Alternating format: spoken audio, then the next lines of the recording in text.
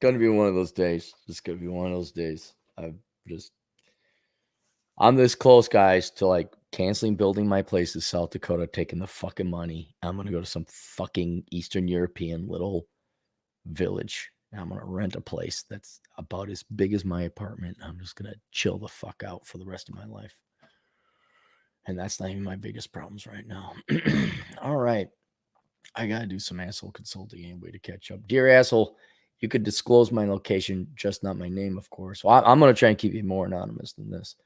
I'll try and keep this as clear and concise as possible. I won't be telling you my life story, but there are a lot of things you should know about my situation. It's clear to you. I have a bit of a complex dilemma on my hand. I'm 19 years old, living in the People's Republic of a state that you mentioned, to be specific, a certain area within the state. He lives in a leftist state. I cannot stand this place for several reasons, as you can imagine, and am already planning my exodus. I go to community college for free, and I'm studying accounting, pursuing my enrolled agent and your CPA. That's good. But I have no debt, 20,000 saved in my brokerage account, and I'm adding more than 1,500 every month. My friend and I said, fuck the government, so we're getting married so we could file independent on FAFSA. is your buddy, is he a guy like you doing? I had a guy that did that in another socialist state. Good, man. Do it. Absolutely do it. Absolutely. And pay almost nothing for tuition out of 4-year school when you transfer out. Good for you. Good. I'm all for it, man. All for it. Very clever.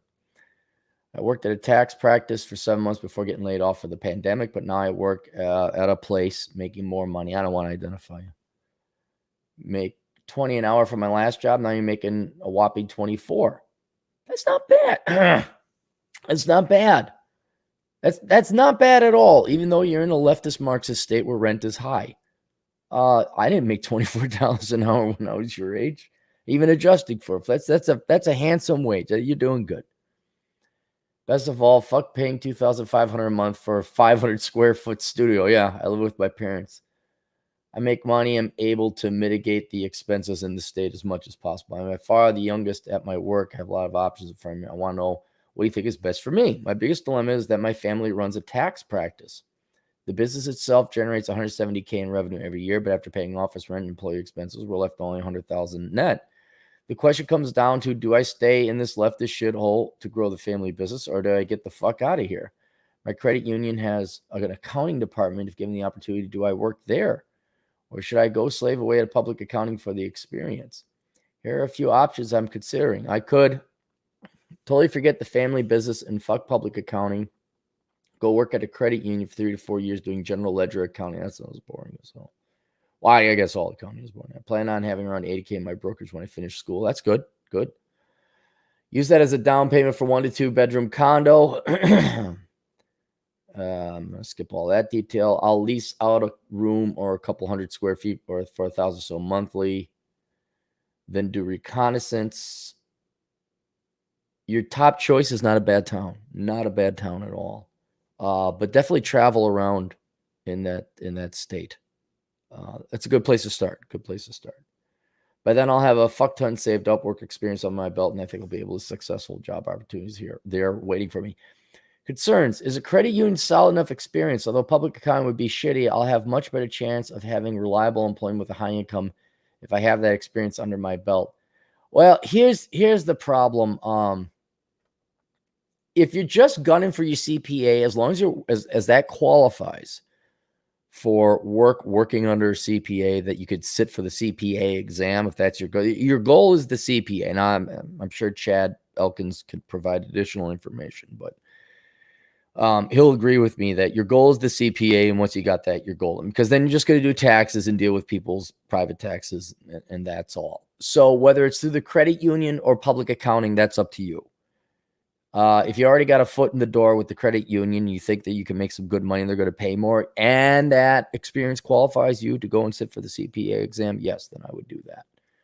But there's nothing wrong with public accounting. Now, if you want to go work for somebody, if you don't want to be self-employed, an entrepreneur, then I'd go with the public accounting, because general ledger, you're just a bookkeeper. I mean, I can do bookkeeping. Anyone can do bookkeeping.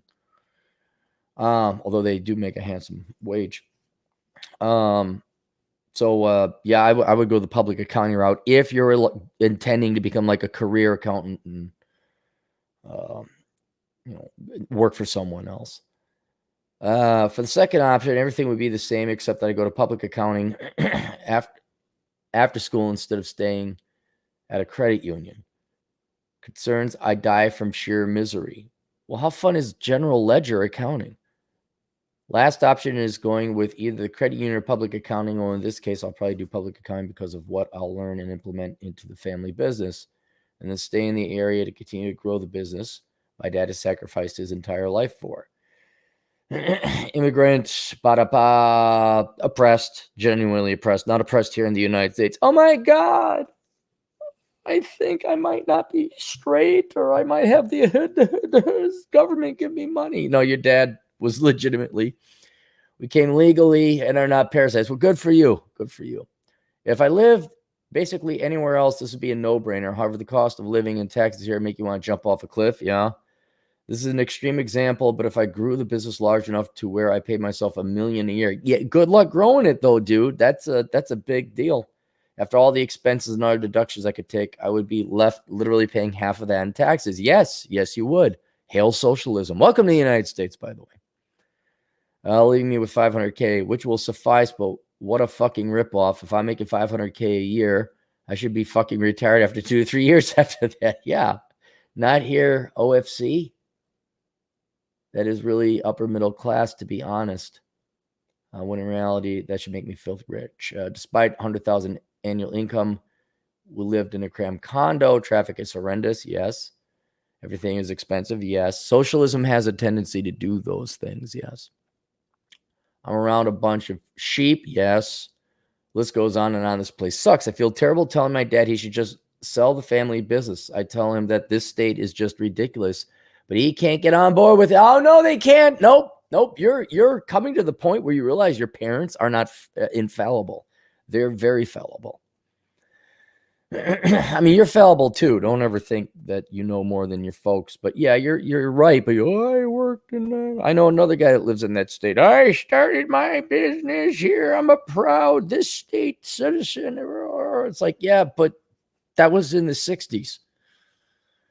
That said, I would never start a family here. I could just move the business and practice elsewhere. I know this is a long email. I know you hate long emails, but fuck it. I need this shit answered correctly. I need an ass whooping so I don't fuck up. Dude, you don't need an ass whooping. All right, I got a client that needs an ass whooping. You don't need an ass whooping. You're asking legitimate questions because you're in a pinch. You're in a not obvious situation. Thank you and fuck you, asshole. Please send me the quote. All right, so then I had a couple questions. Tell me more about the family business. Would you be the sole heir to the business or be splitting it among siblings? $100,000 is good money, but if you're splitting that between two other siblings, $33,000 ain't going to cut it. Also, I presume your folks aren't going to retire tomorrow, so if you work for them, they're going to have to still split that money and pay you a salary, which again, split 3 ways isn't going to be that much. I presume they have expenses. Finally, what % of their clients are online? I don't know if you've tuned into me and Chad Elkins talking about this tax practice or his tax practice, but he's been trying to get all of his clients to go online and not meet in person. Have your folks switch most of their clients to online, so you could, in theory, down the road, keep the clients, but move to Texas or Nevada and service them from there. He says, I have an older brother pursuing a legit degree, a little brother still in middle school. Rock part of my dad being a CPA is he has no retirement whatsoever. Again, I'm on him about it all the time, but he insists on being irresponsible. Many problems with family and in-laws have made us poorer. He's independent. He's dependent on me and my siblings to help him and my mom out, which I'll do to an extent. And we safe to say the business will be mine for at least a solid 5 years. I can confidently say I'll be the sole heir for now. And hell, there's no reason I can't scale it to get to 1 million in revenue in 3 to 4 years' time. I hope you're right about that. Bring a sibling on board. Parents won't consider retiring until they reach retirement age. So that's a decade. That's 15 years, 10 to 15 years before that happens. Maybe earlier, depending on how things play out. Seems like they'll have longer. Regarding having our clients go online, I have thought about that a lot. It's a good idea for certain clients. Some people are not sophisticated enough. Old boomers. I can't. I can't, I won't mention where your family's originally from, but are boomers in that area of the world the same as boomers here? Where you're like, Jesus Christ, Dad, well, fucking, let's go. That's, I don't want to do it for irrational reasons or no reasons at all. My concern is regarding bookkeeping because most of our clients are still old-fashioned to give us paper everything. I assume transition into turning the practice almost all online is plausible, but another thing is concerned to lose the class because I won't be able to build that personal connection face-to-face. Yeah, you know what? That's, you're looking at it. It's good you're looking at it in a customer service way. You're not thinking of it, how does it benefit me way. I'm not telling you to be selfish or to treat the client like crap, but you need to focus differently. You need what's in your best interest. All right, here's the deal. What, as far as I can tell or I'm concerned, your best bet, this is what I would do. I would get your CPA however you get it. If the credit union pays you more and you can still get qualified work experience to sit for the CPA, go that route. If going and practicing public accounting will help you more, go and do that route. All right. But whatever it is, go and get your CPA. I probably should have asked you this. I presume you want to be an entrepreneur of some kind, but you could still work at the credit union firm. You could still work in public accounting. But what I would do is start setting up your own practice. That's what I would gun for, honestly. Now, if your goals are different, you want to work as a CPA for another firm and then take over your family's business when they're ready to retire, that's one thing you can do. But the reason I'm suggesting you go become your own CPA, you set up your own practice, is it sounds like your family or your dad and mom are very mismanaged. And I even asked about like debts and everything like that. I don't know if you want to take over their practice. And the reason I'm saying you go set up your own practice is twofold. One, you could set up your own practice, build your own client base, so you don't really need your parents' clients, right? You never want to be dependent on your parents. Just trust me on that. You never want to be dependent on your parents. Never. So you'll build up your own clientele and you can make sure that they're all online. They're not like, oh, I need to bring in my papers. You know, like you can then leave, which I think is your ultimate goal. You want to get out of this state. So you go get your CPA, you offer to do taxes, but you only take online clients. Elkins, this is the biggest gorilla he's wrestling with right now. But you could start from scratch. You can build it, you know, through all the mistakes and errors of previous CPA practices. You could build a modern day CPA practice. It was like, nope, we're doing it online. I don't take in-person clients. And if I take in-person clients, you're flying me back to wherever you are. You're paying me $200 an hour. You just tell them no is what you do.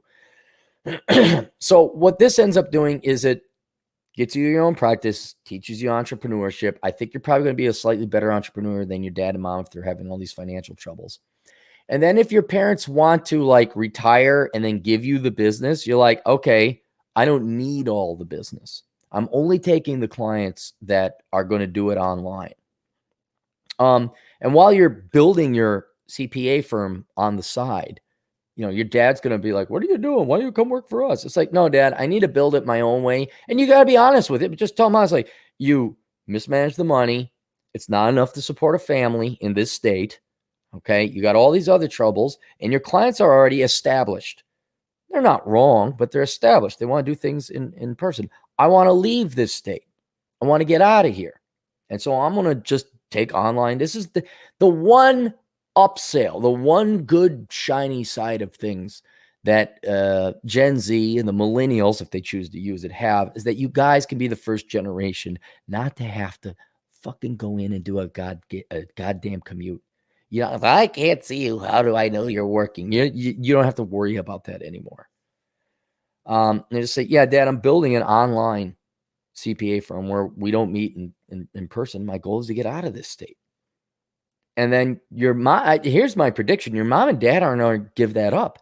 If your dad has no retirement savings this late in the game, he's not going to be able to retire. So he's going to have to keep on working. So I wouldn't like even factor in your folks' CPA practice. I wouldn't factor it in at all. But it'd be good to have a practice that when your dad inevitably does, either retire or pass on or whatever, heaven forbid, then you're not dependent on. You say, well, I'll take your 5 clients that you've trained to be online.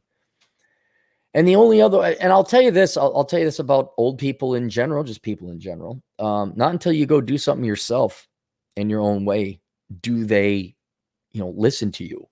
You could go up to your dad, be 100% right about what you are about modernizing his practice and saving for retirement. He's not going to listen until you do it yourself. What are you doing? I'm doing this myself. And you gotta kind of be curt with your dad. Why you come work for the family? But well, because I don't think your family business makes enough money and it's mismanaged. And I think I could do a better job. Now, I might hurt his feelings, might get angry. Well, maybe not even say that. Keep the boat still. Just point out, like, look, I want to do an online CPA, firm. I don't want to have people in person. I do want to get out of here, Dad. And I'm going to set up my own clients and this and then. We have different managerial techniques. And you then avoid all the problems and liabilities of dealing with the family practice. And I know that the family, brings in 100,000, but that's where I was like, well, okay, 100,000 is great for one guy, but split between a wife and a husband in that high income tax state, that's not a lot. In other words, I think with just some simple logic and common sense, you could set up a better CPA practice. So, I don't care how you get there. It'll depend on whether the credit union pays more, if you can get a good job in public accounting. I like the fact you're going for your enrolled agent. That's going to help. Elkins always endorses that. But however you get your CPA, get your CPA. Get in the state that you want to live in too. And then just go live there. Do your reconnaissance. Don't buy a place just yet, but go do your reconnaissance. Your state that you picked and the town you picked, not bad. Oh, sorry, I'm tired. But yeah, just set up your own practice. That'd be the key thing, is set up your own practice. And then take whatever good clients you can, pick the low-hanging fruit. Don't take the problem clients. Don't take the clients that haven't switched online. And then maybe in you going and setting up your own practice, your dad might say, well, how do I get, God almighty, it's the same thing with my dad. He had, there's a video. My dad doesn't sound like this. I'm making fun of him. Let's just imagine, Mr. Clary sounds like him. Oh, there's a video on the internet. How do I get it down? Well, Dad, how about the booty boo boo doo boo doo? You go to Firefox, you install it. Oh, that's too difficult. I don't know. Anyway, you got to lead by example is what I'm saying. So there you go. Do we really have donations? Ethan Sherfrey, $5. Does corruption increase with the implementation of socialism? In general, yeah. If you correlate the corruption perception index at Transparency International with government spending as a percent of GDP, I'm going to estimate. I don't know. I haven't done it. It will generally correlate because there's more government. I know this may shock you people. Government is corrupt, but not necessarily. You look at the Scandinavian countries; they always get great low corruption scores. They're very corruption free. Canada is like the little goody two shoes sibling. It's just like, oh, it's the best child. It behaves so well. It's so polite and nice. And America's like, fuck yeah, we're going to save the motherfucking world now. And so we don't get we don't have an A for behavior. Canada gets A for behavior. But anyway, no, corruption's bad. But yes, in general, yeah. Maduro, Castro, whoever's in charge of Cuba now, Stalin murdering corruption's pretty freaking bad. That's it. All right, I'll see you guys later. Toodles.